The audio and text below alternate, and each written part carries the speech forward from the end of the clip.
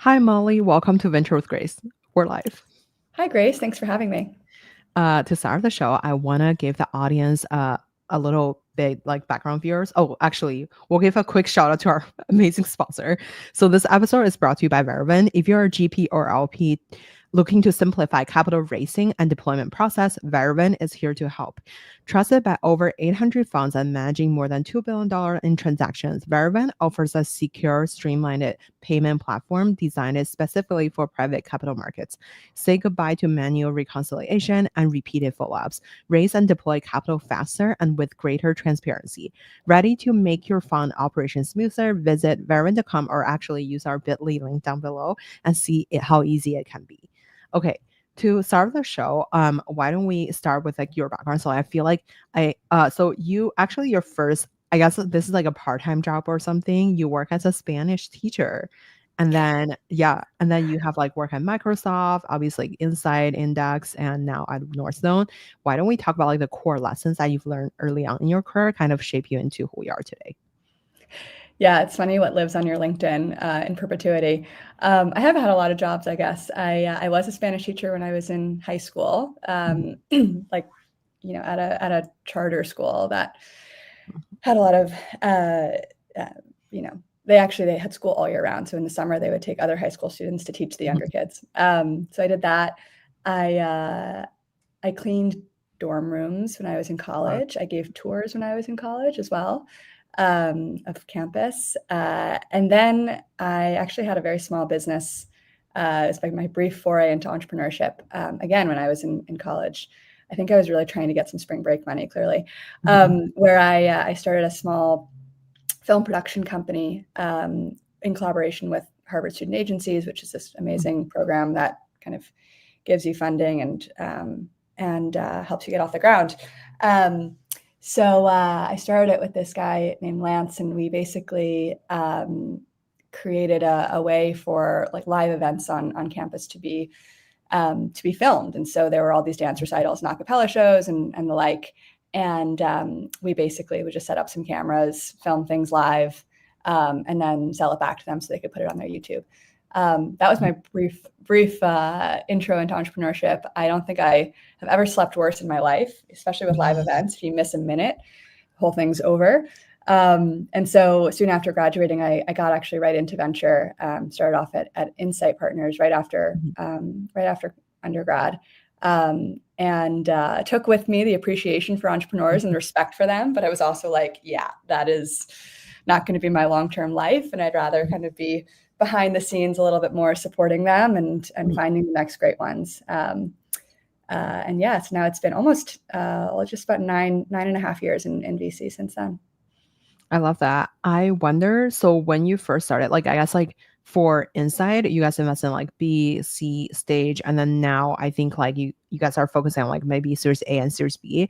Why don't we talk about like the core, I guess like from like the investing perspective, what did you learn on Inside? Which I've heard like I'm not sure if it's in Inside or Index. Sometimes I got confused, but I think like there was like a training program that people would like cold call like these like businesses to like chat with the entrepreneurs and stuff. Like maybe if you could unpack a little bit more about like I guess like the training situation that kind of like gave you the background of like being a great investor today. Yeah, Insight is an incredible program. So I was a history of science major in college. So my parents are journalists. Like we didn't grow up talking about business at all. Everything I learned was from that little film production company, and it was pretty bare bones. I was like, oh, if I charge more, but my costs are the same, I think I have a higher margin. So I like didn't know anything. I was completely naive. But Insight's program is kind of designed around that. They hire out of undergrad pretty exclusively. Now I think they have some lateral hiring as well. But at the time, it was pretty exclusively hiring out of undergrad. They take, again, at the time, between 10 and 12 kids per year. And they put you in this boot camp that is not for the faint of heart, but is an extraordinary opportunity. Essentially, you are tasked with reaching out to, 20 to speaking with 20 to 30 companies per week. To speak with 20 to 30 companies per week, you have to reach out to, usually over 100, couple hundred typically. And so you are doing anything you can to get those, let's say 25 calls on your calendar every week. And there's public accountability for this. And it is, I think, by far the most powerful way of starting a career in investing, because, it's not an academic field. You can't study it from afar and know how to do it. You have to just jump into the deep end. And so their notion was that if we can get these young people exposed to a ton of founders early on, taking 5 calls per day, really understanding different business models, different markets, really digging in with these founders, they will, that's the best way to train them. And they, of course, supplemented that with a lot of Excel training and different, modeling exercises, because they are a growth stage shop. But I could not recommend it more. I mean, I'm so grateful to them for, giving me my start in VC, and the program there.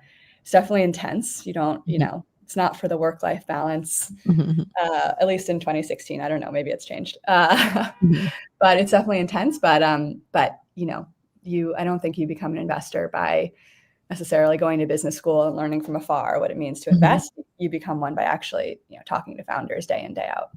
For sure. I wonder, maybe I want to maybe unpack a little bit more about the program or training. So for the, let's say the 25 calls that you have to book, were they supposed to be let's call it Series B companies, or were they have to be a little bit earlier or later stage to help you understand the entire market? Or do you have a market coverage? So for example, let's say, 3 people are covering consumer, 3 people are covering, I don't know, SaaS, or the antiquate industry, or I guess how do people kind of split these coverage for people to call?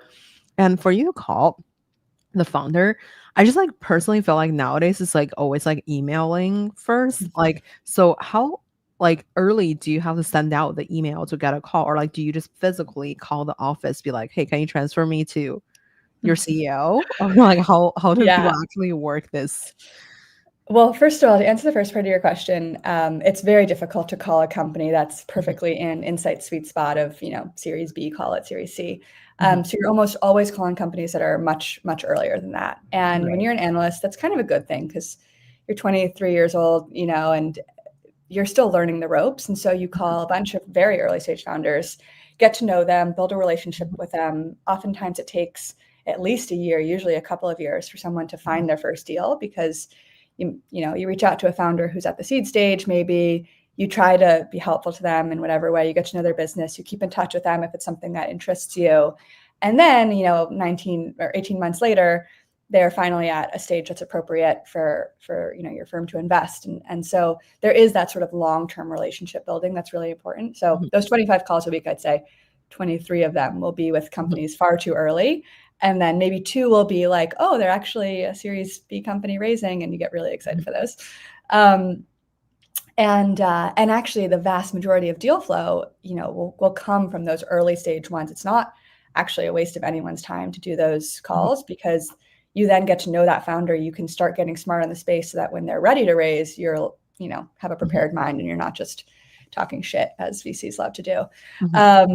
And so yeah. And then, to actually get them on the phone, this, I think, remains one of the biggest challenges of VC today, creating access. And especially now with AI, these founders are getting inundated with, ChatGPT generated emails. And they just, I don't blame them, they just start to ignore it. And I probably would too. And so at the time, and even more so now, the name of the game is differentiation, as a personal differentiation. If you send something that's like, hey, I'm Molly, I just want to pick your brain about your company, I'm super interested in marketing SaaS, let me know if you have time to connect, they should delete that email. And there's also a little bit of adverse selection, where the ones who respond to a very boilerplate email sometimes are the ones who are kind of a little bit desperate for money. And oftentimes the best founders will only really respond if it's something a little bit more thoughtful. So then and now, what I would do is put a little bit extra thought, and this is hard because you are doing it at scale and you're sending a lot of these emails. But to increase your hit rate, you put a little bit of extra thought and, really share why you're interested. And if you can't write an email about why you're interested, you probably shouldn't even get on the phone with them because you're not interested. And that is a waste of both people's time. And then also we would resort to some cold calling. So I don't think this happens quite as much anymore, but we had these little headsets. We would just, dial their office number, ask the assistant if we could speak to the founder or CEO. And it worked a good amount. We'd also fly out a lot if it was something that we were really interested in, go over there, knock on their door, and see if they'd meet with us. And that was only for companies that we had, reasonably high conviction were really a good fit. But still today, I do this if the company is, not answering me and I really feel passionate about what they're building, you do whatever you can to get in front of them. I love that. I wonder, so I want to backtrack a little bit. So like first of all, like I know that you mentioned like you would write these like I guess like tailored stuff or like maybe try to get a call with them. How do you find their number? Is this like just like on like I don't know like Clay, Zoom info or like and then like typically if I call like a company, it's like obviously always the assistant. Like how do you get past the assistant to be like, you must have like a really emergency reason to talk to our CEO, right? Unless the company's like 5 people. So how do you kind of like Yeah, depends deal how with much of a that? bull in a china shop you want to be. Everyone has different style. I mean, to find their contact information, there's a lot of data sources. Yeah, Clay, Zoom info. Um, Sometimes we just go to the website, go to the LinkedIn page, find the Mhm, office number. We would, try a bunch of email addresses. So, mhm, Grace at Venture with Grace, Grace.gong at Venture with Grace, mhm. G.gong at I Venture with love Grace. that. These are the little inside tricks, not that tricky, but Yeah.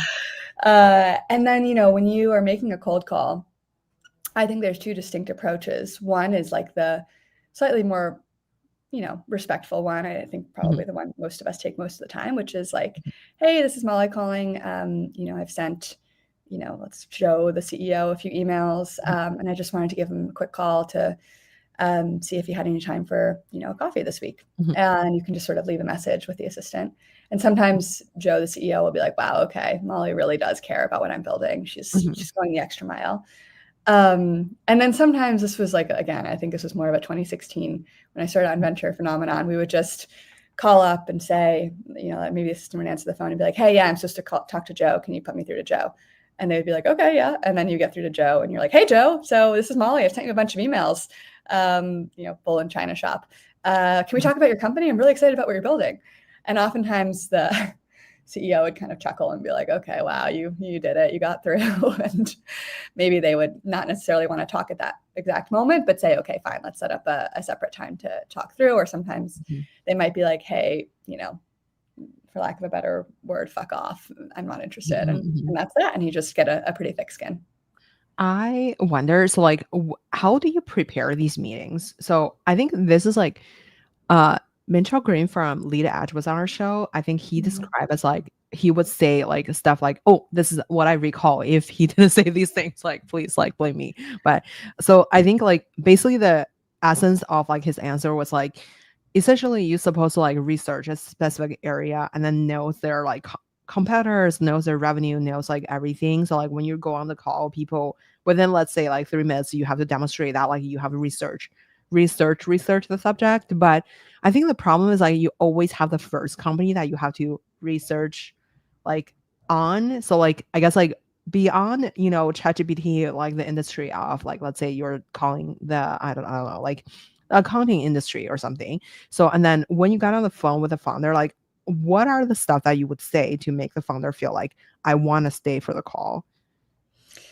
So I found that the voice of the customer is the most helpful thing, both for Mhm, me getting conviction on the opportunity, which ultimately has to happen if I'm going to invest, but mhm, also for having the founder really respond to, what I'm saying. Um, so we'll definitely do a little bit of, market research. Okay, who mhm, else is building? You can like name drop, be like, oh yeah, we know about this other company they're competing with, and then they're like, oh mhm, yeah, okay, they've done their basic research. But I think much more powerful than that is, let's say we're looking into the accounting industry, we'll just call up a couple accountants beforehand and be like, hey, what's interesting to you guys? What's not interesting? What would make this interesting? Have them pull up the URLs for the, mhm, the website. and say, hey, let's just say you stumbled across this URL. What would be the questions you'd ask the CEO? What is really compelling about this to you? What is not? And then when we get on the phone with the CEO, we're like, hey, yeah, we've actually talked to accountants and they love the fact that you're all you can eat pricing, but one thing they were really concerned about was the compliance risk. And I don't think that was clear enough from, outside in how you guys are managing that. So like, I'd love to better understand that. And then for them, it's actually like more helpful conversation because they're understanding what, at the end of the day, all a CEO wants, not all, but most of what they want is to sell their product. And if we can give them insights that help them sell their product, to customers, the people who really matter, much more than VCs, that is more helpful to them than us saying, oh, we have this big thesis on that and blah, blah, blah, blah, blah, and, head up in the clouds. And sometimes we'll actually share this, qualitative feedback with them directly in an email. Well, if they're not responding to us, we'll be like, hey, we've talked to a bunch of accountants. Here are the 3 things they care about most. And here are a couple of features that surprisingly they didn't really care about. So maybe you could deprioritize those on your product roadmap or something. And that I find is often the most effective. And it's a little bit of a double dip because then when we go to build our conviction, we actually have already done some of those customer conversations and we can just kind of circle back and follow up with them. I'm sorry. I feel like I spent so much time on this, but I feel like this is like kind of the foundation of like sourcing / diligencing the company. I have like another question on this domain, which is like you mentioned, like let's say if 25 company per week, that's like 5 company per day, and then do you schedule, let's say like last Friday you schedule Mondays like 5 meeting, or do you have to do it like maybe like a month ahead of time since like some people are busy? And then since like you guys are investing in B and C, as you mentioned, like maybe it take a year or two for you to like actually get down the like first deal. After you have the initial conversation with, call it like a Series A company or seed company, like what kind of notes that would make you decide to move them forward in the next funnel? And then how do you kind of add the next funnel within the first funnel? Like, I'm sorry, I'm just thinking about enterprise sales here, but like, because like the people who pass the first stage, it's like probably not many, like, and then, but when you follow up with them, it's kind of like, what are the second excuse to follow up? Because I think if the first time you chat with someone, I don't think people will share like the deep numbers or anything that's like request, I guess, like some sort of like level of trust. But the second time, like how frequently do you have to follow up to be like, hey, can you update me on your progress? Because like they kind of, if they're doing well, I feel like they wouldn't even need to upgrade that much, like, or update you that much. So how do you kind of like think about the whole process approach? I guess more tactically for the first part of the question, it is a rolling crescendo of outbound emails. Like it's not like you're like, oh, my email sent on Friday are going to get scheduled on Monday. Like people don't respond for a couple of weeks. Like it's chaos. And then you should bend to their schedule as a founder because they're doing more important things. So oftentimes what that would look like is like you go into the office all day Sunday and you send out a trillion emails and it takes you forever, and you order a Sweetgreen to the office and that's your Sunday. But as a result, then during the week, you can actually focus on those calls themselves and preparing for them and making sure that you're really focused and you're sort of like doing the prep on a Sunday. And maybe those emails, maybe those 150 emails you send on a Sunday end up getting scheduled throughout the next 3 or 4 weeks. But you do that and it kind of builds on itself. And then to the second part of your question, so maybe just, do you mind just clarifying again the second part? Yeah. So the second part is like how do you track the growth of a company after first call? Yeah. So it's tricky because a lot of times, to your point, when you get on the phone with these folks, there's not that much to chew off. They're very early stage. You're kind of going off of 2 things. One is the strength of the founder, and 2 is just the business model and the concept. And sometimes you can have unfair but appropriate biases to certain business models, and that's your discretion as an investor. So for me, for instance, like I don't love, things where hardware is a differentiator. And those can be great businesses. I'm not equipped to evaluate it. It's not in my strike zone. And so maybe I take an early stage call with a founder and maybe I didn't fully appreciate this until I get on the call, but their actual differentiating factor is their hardware. And that's one where I would get off the call and just, say it's probably never going to be a good fit for me structurally. So I'm going to deliberately not track that.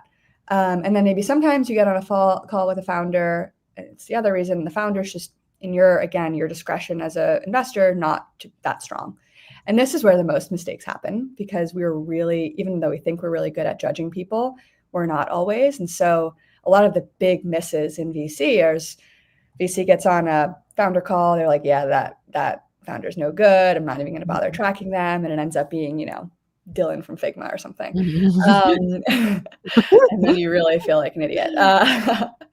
And so those ones are where there's a lot more flaw. Whereas if, something's a hardware thing and then it ends up raising a bunch of money, you're like, yeah, well, I still was probably not going to get excited about that. So absent those two, let's say you think the founder's strong and you think the business model and the market is something that is structurally aligned with what your interests are, you pretty much track everything. You don't want to let those fall through the cracks. And a good investor will have a very tight view on their pipeline and make sure that there aren't companies that they're interested in that are going more than a couple months without some sort of touch point. And I think Insight and some of the kind of larger scaled firms do a really good job of, building it almost like an enterprise sales pipeline where you have, metrics around how long has it been since you've reached out to your pipeline. At Northzone, we're much more kind of focused and thesis driven. And so it's a little bit easier to keep a handle on our pipelines because they aren't quite as expansive. But yeah, so we just as investors are responsible for keeping really close tabs on the companies that we're tracking. And sometimes they send out, little investor updates. It's pretty rare. Usually you're having to, check in with them and try to get back on their calendar and see how things are going. And if it's something where you get off the phone, even if it's fairly early stage and you're like, I love this so much, it was an amazing founder, I love this space, you'll be a lot more aggressive and you'll check in with them even more. Totally. Okay, so let's talk about Northzone. I think you guys are famous for investing in Spotify and stuff like that, but in Europe. And how do you think about, maybe if you could give the audience a little bit of background on Northzone, and then what are some I guess obviously lately you guys have invested in a lot of really interesting company too. Maybe we start with the Northzone as whole, and then we could talk about the American strategy here. Yeah, definitely. So Northzone's almost 30 years old. We turn 30 next year. We started off in this really tiny random part of Norway that no one's ever heard of in 1996. And our two founders were basically kind of go big or go home. We can just be a little boutique Norwegian fund, or we can try to be global from day one. And I'm very grateful they chose the latter path, or else I wouldn't be here. And so it was almost like the mindset, I guess, maybe the appropriate analogy is there are companies that are built in very small countries, let's say Estonia. And they're we are never going to be a big business if we just build for the Estonian market. And so we have to, from day one, go completely global, or else we're just always going to be small. So that was a huge, a really important part of our ethos from the beginning. And we expanded quite rapidly, definitely buoyed by our early investment in Spotify for sure. But also a number of other wins early on. And so we started our London office. We had a Stockholm office, a London office. We have a Berlin office and an Amsterdam office. And our New York office is actually relatively seasoned. We've been in New York since 2013. So we have gotten the opportunity to sort of see the landscape evolve, and it's changed a lot in the last number of years. And we operate as one kind of global fund. So we have one unified deal flow. Our allocation across the geographies is, relatively flexible.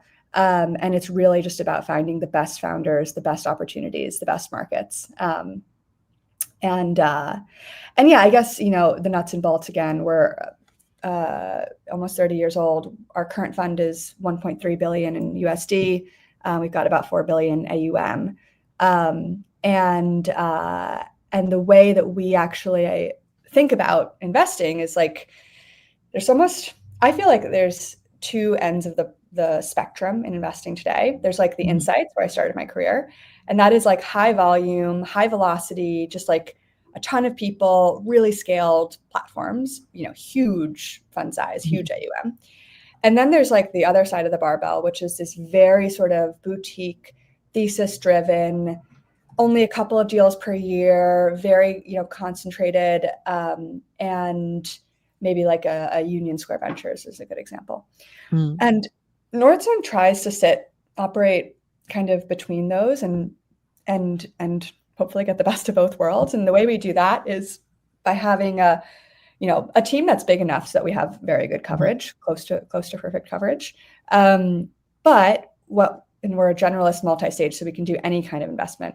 So it's a little overwhelming. So what we do is we take these kind of themes that we call, that we will see globally. So for instance, in Sweden, in like way before COVID, mental health was becoming a huge issue, and people were really starting to pay attention to mental health. It was becoming destigmatized, and there were a couple of Swedish companies that were popping up and addressing mental health crisis. So our Swedish team had observed that. They had kind of surfaced this theme to our global deal flow, and they were like, yeah, this is what we're seeing, this is what's happening, there's some companies here, they're doing really well. At the same time, my partner Wendy, who sits in the New York office with me, she was like, that's really interesting. I bet that will come to America in a couple of years, because Sweden is sometimes a couple of years ahead of America in terms of like wellness things. And so she backed at very early stage of the Series A company called Spring Health, which was providing mental health benefits via employers. This was before COVID, and it was kind of a counterintuitive investment at the time. Then COVID happens, Spring Health completely takes off. And now that company is worth several $billion. And so that, I think, is a good example of the sort of practice at play of like, how can we leverage the global footprint to identify themes early and then like be kind of around the corner and be able to invest before others have in different places. So yeah, that's just one example of kind of how we work, how we do our job. Totally. I wonder, so like, for example, for the global trend sharing, I feel like I hear about this from like Cathay Venture as well, like, which is like, they have like Singapore office, Europe, or like in Silicon Valley and stuff. So, I guess like, same as like other, I guess like global funds in general. And I wonder for these like trends, like, I guess like, do you guys, have like specific, um, I guess like system for like trend sharing? Is that like just every Monday everybody have a meeting and then be like, hey, here's like the major things that we're seeing here? And versus like, I guess like also for geographically, I feel like being in New York is probably also different than like, Silicon Valley or like Europe and everywhere else. Is there any geo-specific things that you guys are looking for that are like, may not be like a globally like available, but on the other hand, like maybe, for example, in New York, I feel like a lot of people are looking at like healthcare ecosystem. There's like Flatiron Health or like Oscar Health that's like from New York, or people would talk about like yesterday I was chatting with an investor that from the East Coast, people are thinking about like, Databricks is like starting in New York, or like MongoDB or something. So MongoDB or something. So like, how do you think about the things that like make New York City special, and like how, like from the sourcing funnel, do you do you just cover like the entire US in your mindset, or like do you cover specifically like we start from like the East Coast ecosystem and then branch out to other things to invest in? Yeah, so there's definitely a lot of geo-specific things, and I'm glad you brought up the healthcare one, because our European counterparts are always laughing when we're talking about the U.S. healthcare system. They're like, Jesus, you guys got to get it together over there. Like, you don't know how much you're going to pay for a procedure until after it's over, and then you get a surprise bill, and they're like, what is going on? So there's a lot of geo-specific opportunities in the EU and in the U.S. And we lean pretty hard into those, just because we have to explain how the healthcare system works to, our global fund doesn't mean that we're not going to then invest in that. And we actually have a very deep healthcare portfolio, U.S. healthcare portfolio at this point. To answer the latter part of your question, we don't have an office in San Francisco. We do have a number of investments there, and usually that happens because of not a random geographic sourcing exercise, but really tied to a theme. So for instance, we did a very deep dive 6 months ago into the revenue cycle management space, speaking of healthcare. And we kind of mapped out the entire value chain, soup to nuts, and thought through where do we think the value is really going to accrue. And we had a whole thesis around, there's a bunch of different point solutions, but if someone is able to actually be an end-to-end RCM provider, the way that R1 or Ensemble does, but more kind of automation and leveraging LLMs, that would really make our eyebrows raise. And so through that process, there were a number of companies that cropped up that were just happened to be in San Francisco, or maybe wherever else, Austin, Texas, or something. And we're all over those companies, and we get really excited by them, and they usually don't really care that we're in New York. We fly over a lot. But on the flip side, we don't do like just blanket SF coverage. Like I'm actually in SF right now, but I'm not, trying to cover every single company that crops out of YC. We're only going to reach out to them if we have a thematic interest. And that, I think, really aligns all the incentives, because on our end, we know we're excited about that theme. We can actually go deep. We can actually due diligence it better. We actually have a network to introduce them to. We can be a better board member because we really understand the business. And for the founder, it aligns incentives because they're getting someone who, it's not just, another notch on their belt. Like they've committed 6 months to this theme, and they have built a network in there, and they really hopefully get it. And so you're getting sort of that, that board experience that is much more targeted than someone who's like, oh, I just learned about government contracting. Like I'd love to back a player in that space. So we think it makes sense to be kind of, differentiating ourselves via depth. But that means that we're sometimes not seeing like all these San Francisco companies that come and go. And that's fine.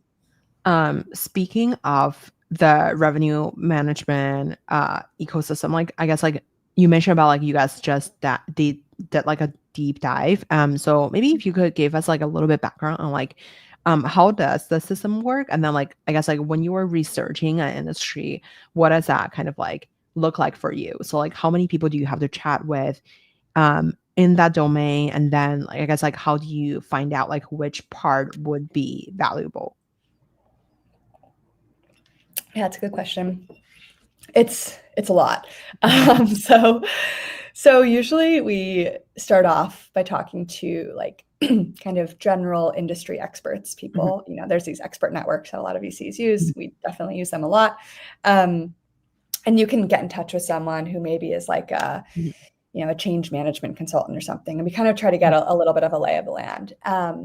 And then what we do is we talk to a bunch of different individual players within that. So like maybe the lay of the land is that like, okay, well, first there's like a prior authorization, and then, you go to the doctor and they need to do the, the checking for your benefits. And after that, there's a whole flow.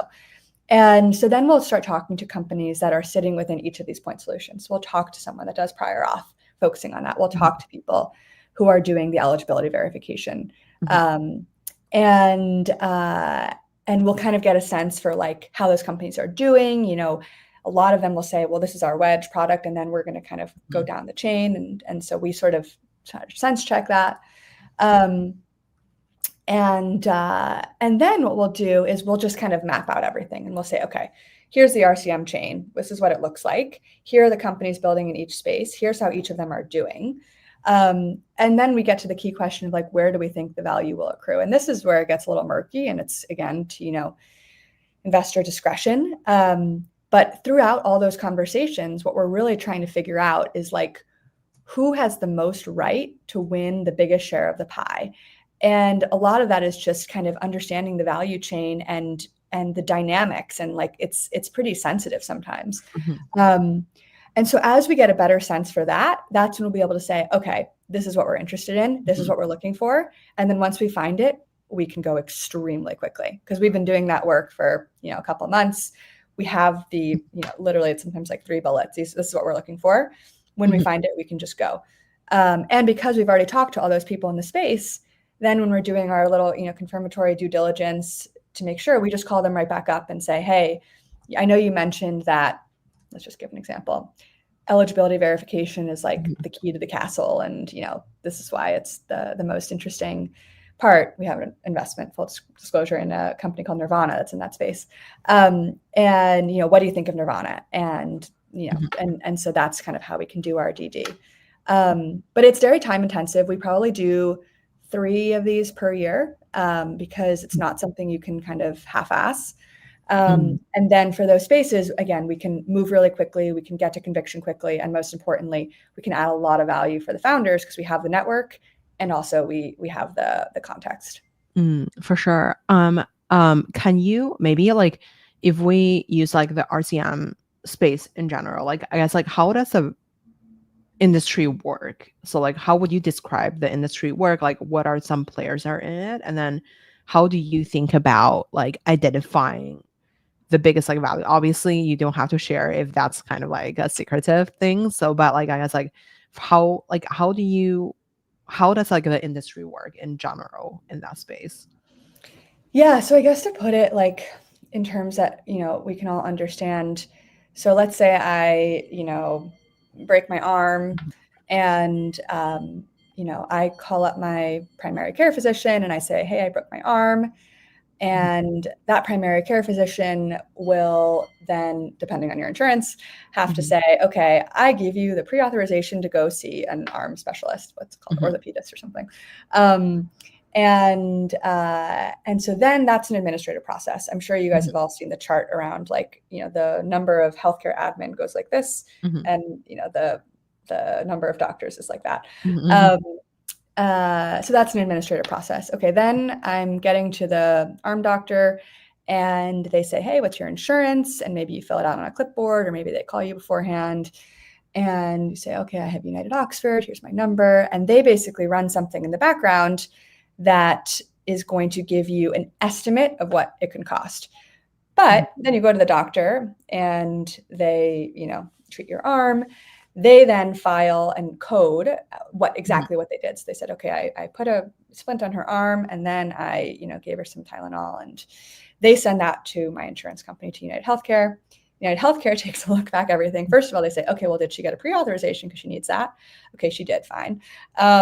What did they do? Okay, here are the codes. What does that cost? What does that actually map to? And then they get back in touch with the doctor and says, oh, well, you thought it cost that. It actually cost that. If there's discrepancy there's a dispute. There's a whole administrative process with the dispute. And then I get my bill in the mail. Then I'm like, oh my God, that, there's the copay element and maybe there's additional, oh my God, that costs $160. Like, what the hell? I don't want to pay that. And then the healthcare organization maybe outsources the collections of that to another third party. So there's a whole chain. And even little things like the coding of it, there are tons of startups that are just addressing that tiny little aspect of the chain. Or, as I mentioned before, the eligibility. There are tons of startups that are looking at that. And there's also ones that are kind of looking cross-chain. The scribing companies have gotten a lot of buzz and attention because a lot of the thesis or notion there is that if you are collecting this net new data set of patient-doctor conversation by being the scribe, you actually can do a lot of the RCM yourself. Like, instead of having to do the coding afterwards, if you know that the doctor said, okay, I'm going to put a splint on you, you can maybe automatically, again, downstream of the scribing itself, maybe automatically code that and automatically ship it over to the insurance company. And so a lot of the hype, the deserved hype for scribing is like, well, what are all the things we can do with that data to automate the rest of this very administrative process? And so the interesting thing about this space is that there actually have been historically pre-generative AI, companies that have tried to automate this end to end. And they basically say, hey, you're a doctor's office, you don't want to deal with this, like, outsource it to me. And the two companies mainly are R1 and Ensemble. And those companies actually do a relatively good job, but they're just low margin. And so a lot of our thesis was that there will be a next generation of an R1 and Ensemble fully outsourced that can be higher margin due to their leveraging of LLMs. So sorry, I went a little bit native there, but that's just kind of an example of a space that we're interested in and kind of how we map things out for each of those different subparts of the chain. And there's actually more. I didn't even do all of them. There's a bunch of companies. we talk to all those companies, we talk to a bunch of different stakeholders in that industry and try to figure out, well, what we ended up figuring out, which is like, we would love something that would, even if it's not end to end today, has the ambition and a realistic path to being end to end in a higher margin way. Mm. I love that. I feel like so also like how do you guys like even come up with like this would be this specific domain would be something that worth researching because obviously your research was like pretty good and then like I feel like you made a lot of effort to understand the ecosystem but I guess like what gave you the conviction to be like okay there is money there so um Mhm. like prior to our conversation I was just chatting with like the Pylon founder so he was talking about like his like first company was like in the healthcare space but was like not very successful and then he did like a full on research on like what is like the top like 100 like company or like the 20 he said there's like only 25 company I think reach as like $10 billion company within 7 to 10 days and then they kind of like identify which segment or like uh it was in so like he decided on like customer service because of like their Salesforce cloud and stuff like that kind of like demonstrate that there's money in it but like I feel like that's like more obvious because you can like I guess like go down the short list but for this like RCM space I feel like these are like very niched stuff that's like not I guess like a traditional customer service SaaS product that's like gonna be replaced by AI. Um, how do you kind of like get the conviction to be like, hey, I'm gonna spend like the next 4 months on doing a deep dive in this? Yeah, well, we definitely throw out a lot of ideas because before you spend 4 months on it, like you gotta test it a bit, or else it's a huge sunk cost. Mhm. And sometimes also we do go through the 4 or 5 months and we don't make an investment. That it's pretty Mhm. rare, but like Mhm.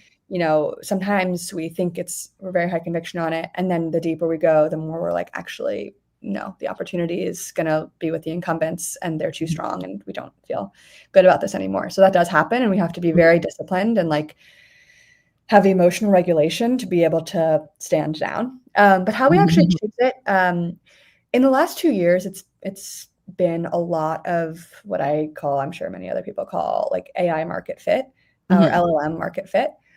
Because all these things need a why now. There needs to be some kind of underlying foundational innovation that will enable these. I'm talking about a lot of very slow moving industries, enable these slow moving industries to actually change. And so we sort of, posit, or I posit personally that, um, the quickest or the most sort of low hanging fruit are internal use cases, so non-customer facing internal use cases that are reliant on large amounts of text. There's also like the whole image LLM thing, which, they're a different can of worms.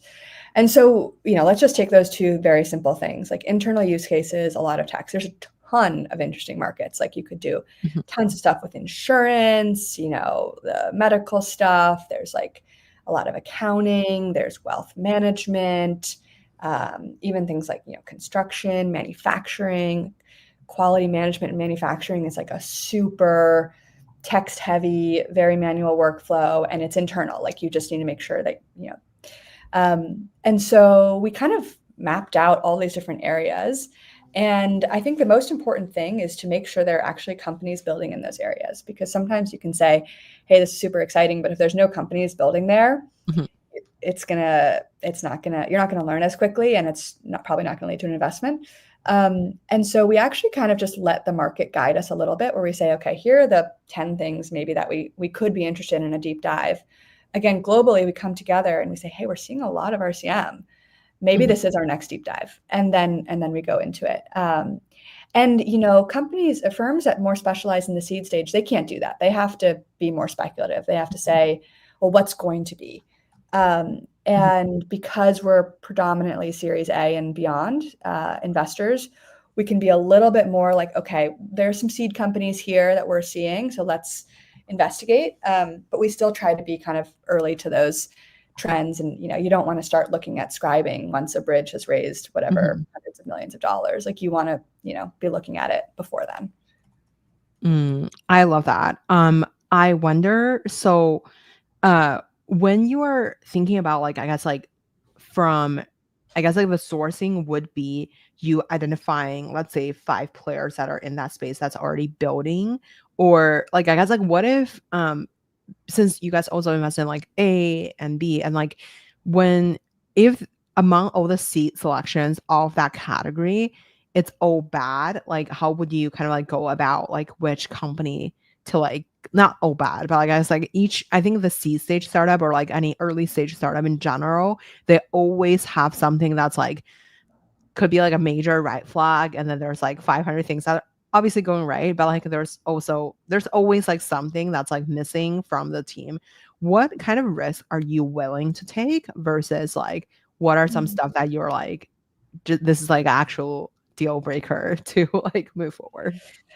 I love this question. We actually do an exercise internally with our partners because all of us are different around this. Mhm. We call it like our strike zones, Yeah. where we try to figure out like, and it is personal preference and it's colored by your past experience typically. Mhm. What risks are you comfortable with and what risks are you not?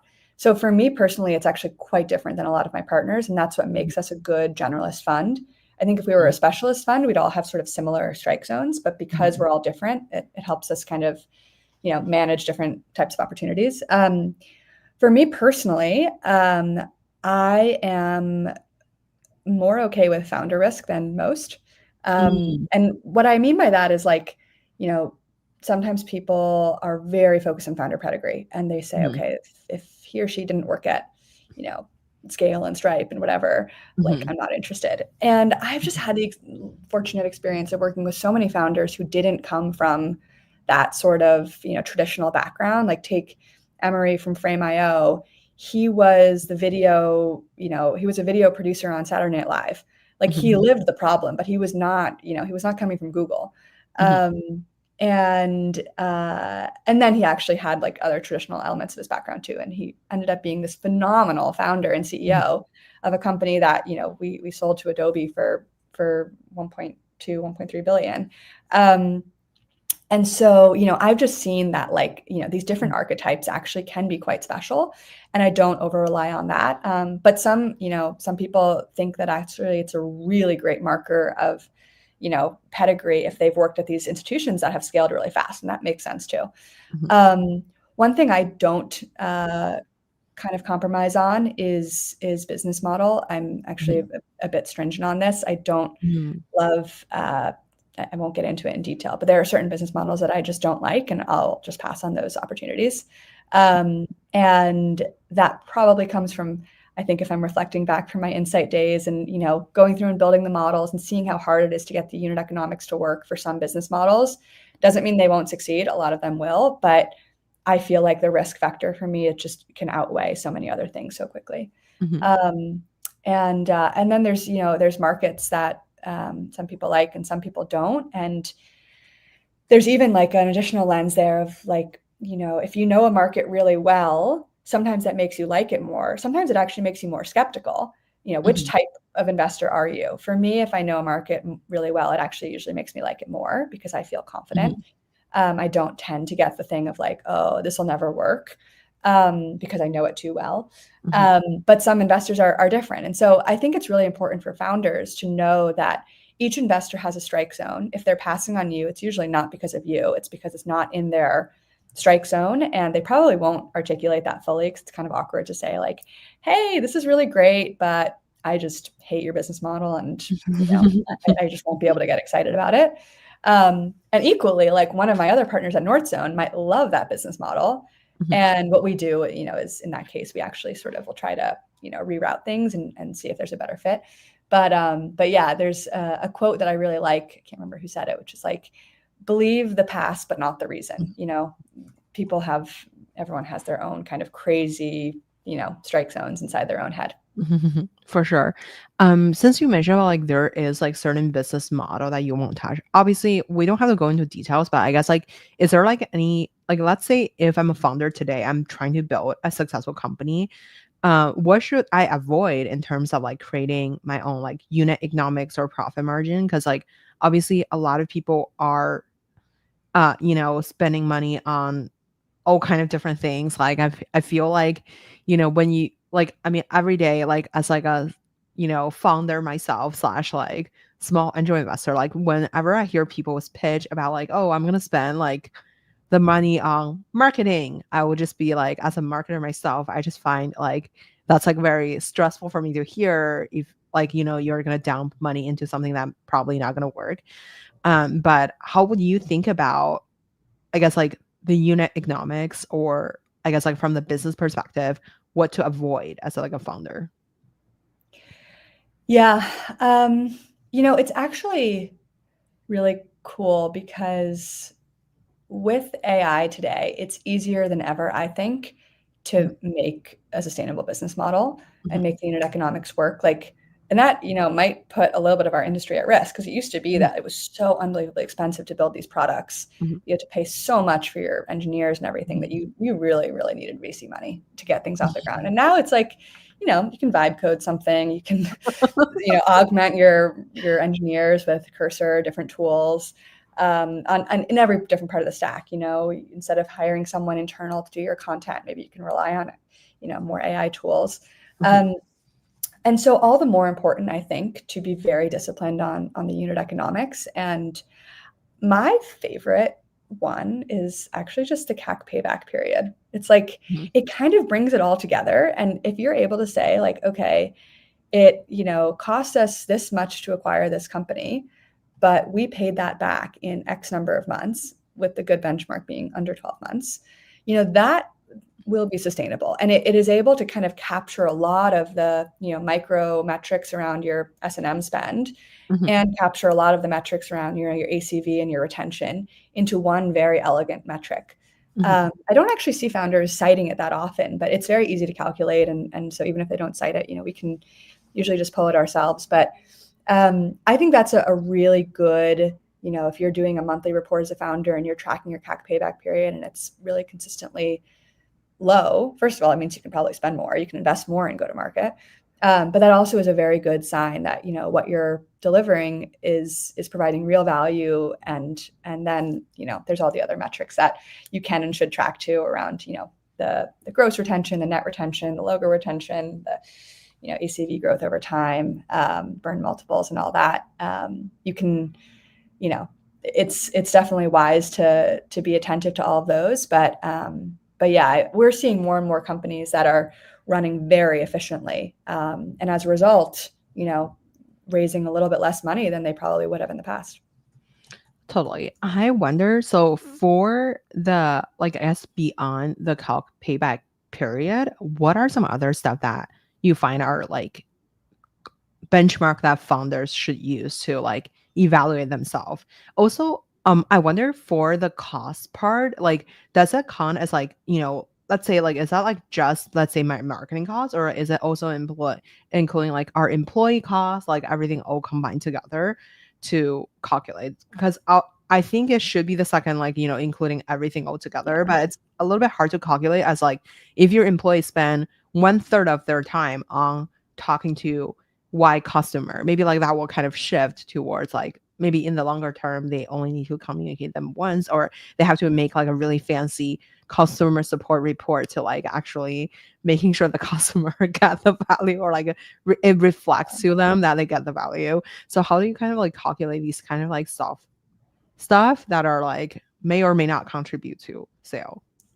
Yeah, I mean, it should be, when calculated correctly, it should be all S&M costs, sales and marketing Mhm, costs. So that is it's an OpEx line that includes, every single activity that would fall within sales and marketing, including those salaries. And so that's why it's a helpful metric, because it's like an end of the day metric. mhm, It's saying, okay, with all of this included, all of the money we spent to acquire, these 5 customers, mhm, what did we, how quickly did we pay that money back? If it costs mhm, us, like, let's just make it easy with one customer. If it costs us like, $1 million to acquire one customer with all the sales and marketing expenses, allocated to that, then better be $1 million ACV, because it's going to be really tough if you're basically putting a bunch of money into something that's not paying you back.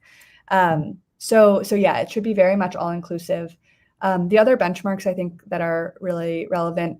there's like a pretty old adage of, triple, triple, double, double, double. I think now it's a little more triple, triple, triple, double, double, just because AI companies are growing faster.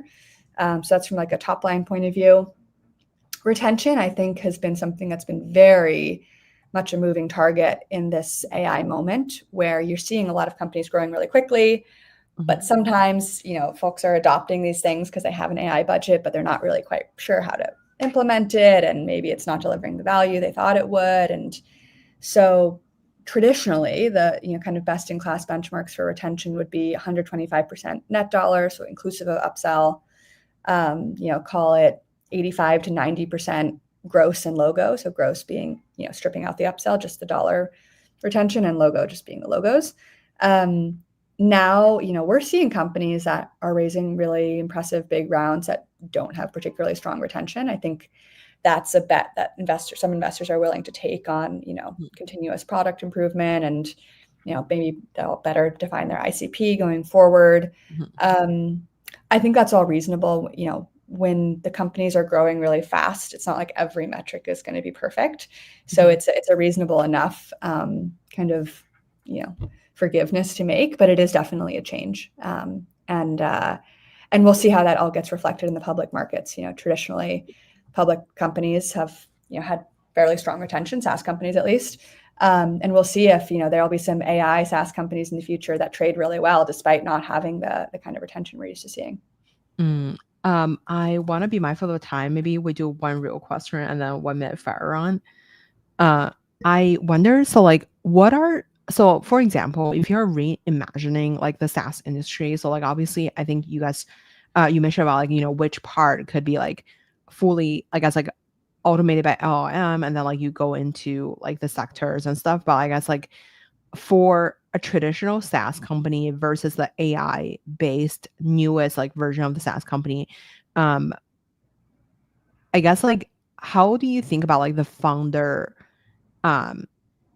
like you mentioned, like the traditional founders, like for example, the Frame.io person was coming from an industry, and then how do you evaluate the founder metrics or like the founder background? Is that like changing, or do you feel like it's like the same group of people who are building the same thing? So like, because I think nowadays, like as a non-technical founder, I constantly hear about these like people vibe code as something and then become like having like, I don't know, 7 million this month or something. So how do you think about like the founders DNA when it comes to investing these days?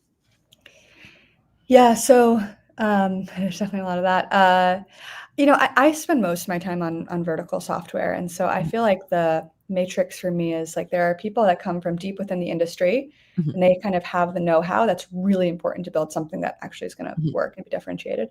And then there's like the kind of flashy, sexy types who like have the the techie, and they know how to use all the AI tools, and they're hustlers. Maybe they're like 996, like working 9 to 9, 6 days a week. And there's like the two spectrums. I find the best founders have a little bit of both, kind of a cop-out answer, but at either end of the extreme, you're missing something pretty significant. Like the ones who are just vibe coding, try doing that in vertical SaaS. It's going to be very difficult because you're trying to get a 62-year-old quality manager at Boeing to adopt your vertical SaaS tool. Like you should have spent some time on the shop floor at Boeing before you try to do that. And on the flip side, the person who spent their whole career at Boeing, who's now building this thing, like they're probably, not to overgeneralize, but they might not be using all of the best tools, and they might not be building it in a way that's really aggressive and it's going to, capture market share quickly. So I think the best have to have both, and we definitely screen for that. Okay, so 1 minute fire round. What's your favorite book? Ooh, 1,000 Splendid Suns. It's a book about two girls in Afghanistan. It's very good. It's very sad though. Wow. Oh.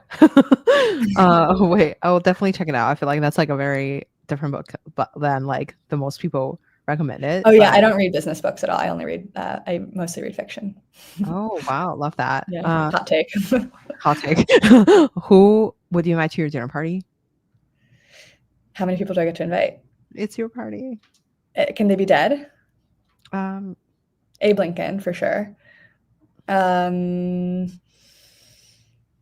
Albert Einstein. These are such cliche answers, but I just would be very. I'm honestly answering. Steven Spielberg. Love that. Who made the biggest impact in your career? My first boss, Jeff Lieberman at Insight. What a Wow. guy. Where can we find you outside work? I play a lot of tennis. I live in Brooklyn, so I'm on the Fort Greene tennis courts quite a lot. Love that. You also host a radio talk show. Wait, tell us more. No, no longer. I did it for like, oh man, a long time, 10 years, I Seven, think. 7 years. 7 years. Yeah, there we go. With my family. My family's all journalists except me. I'm the black sheep. My parents are both journalists. My brother and sister are both journalists. And we had like a talk show kind of simulating the Alter family dinner table. But Mhm. I would be like the village idiot where I'd be like, wait, what do, Village. yeah, like what do sanctions on Trump actually mean? Or whatever. That's so funny. Oh, that's crazy. Wait, where do you guys host it? Is that like a podcast or On is this Sirius XM. Yeah, oh, this is actual radio? it was an actual radio show. Yeah. I would have to do like furious preparation for it the night before, and my whole family was just like, "Oh, we'll just get on and talk." I love that. Wow, that's so I feel like that's super cool to like have a talk show with your family. Well, Molly, thank you so much for coming to the show today. It was such a fun conversation. I love your like masterclass on just building like your own deal flow as well as like actually diligence companies. Oh, it was really a pleasure to be here. Thanks for having me, Grace. Let me quickly unstring